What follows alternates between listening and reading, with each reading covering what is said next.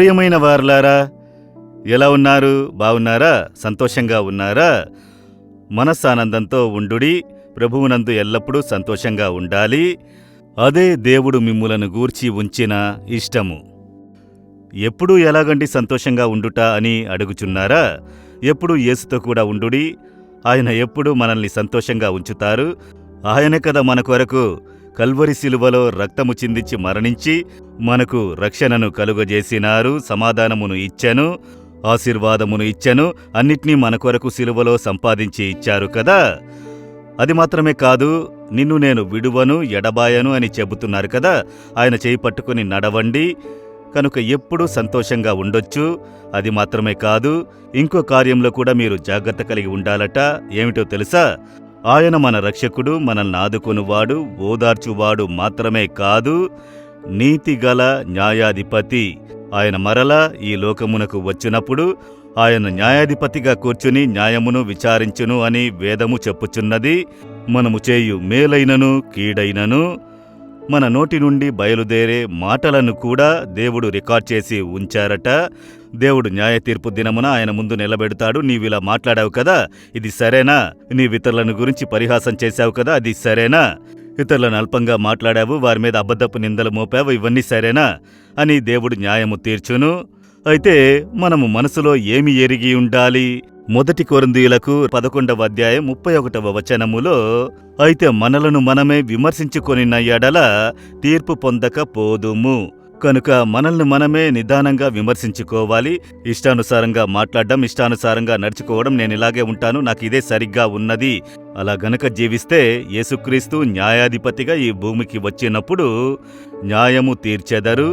కనుక ఇప్పుడే మనల్ని మనము నిదానముగా ఎరిగి దేవునికి ఇష్టమైన మార్గంలో నడిచినాము అనుకోండి, మనం దేవునికి ముందు ధైర్యంగా నిలబడవచ్చు, సంతోషంగా నిలబడవచ్చు. దేవుడు మనకు న్యాయము తీర్చును అని వాక్యము చెబుతుంది. కనుక న్యాయ తీర్పును మీరు తప్పించుకొనుటకు ఇప్పుడు మిమ్ములను నిదానంగా ఎరిగి ఉండాలి అనున్నది. ముఖ్యంగా ఈ ప్రభురాత్రి భోజనములో వెళ్ళేటప్పుడు మనలను నిదానముగా ఎరిగి ఉండాలని ఈ భాగంలో చెప్పబడి ఉన్నది. కనుకనే క్రైస్తవ సంఘములలో ప్రభురాత్రి భోజనపు ఆరాధనలో యేసుని జ్ఞాపకము చేసుకుంటారు కదా. ఆయన శరీరమును రక్తమునకు సాటిగా రొట్టె ద్రాక్షరసమిస్తారు కదా, అందులో పాలుగొనుట అవసరము. అయితే ఇష్టానుసారంగా పాపము చేసి అందులో పాలు పొందకూడదు. అక్కడ సమీపించినప్పుడు మనం నిదానంగా మన కొరతలను ఎరిగి వాటిని ఒప్పుకొని ఎవరితోనైనా సమాధానపడి సరిచేసుకొని పాలు పొందాలి. నేనిలాగే పాపంలో ఉంటాను, నేను వెళ్లి ప్రభు సంస్కారంలో కలుసుకుంటానని తెగించి ఉంటే వ్యాధి కలుగును, మరణము కూడా వచ్చునని వేదములో అదే భాగంలో వ్రాయబడి ఉన్నది. కనుక దేవుడు అన్నిటినీ గమనించుచున్నారు. నీవు దేవుని మందిరమునకు వెళ్లేటప్పుడు నీ ప్రవర్తన జాగ్రత్తగా కాపాడుకొనమని వాక్యము చెబుతున్నది. ఆలయమునకు ఎందుకు వెళుచున్నావు?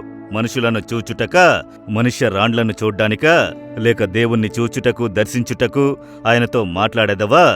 అన్నిటినీ దేవుడు గమనించుచున్నారు. మీరు పనికి పోయేటప్పుడు, బిజినెస్ చేసేటప్పుడు న్యాయ ప్రవర్తన కలిగి ఉన్నారా?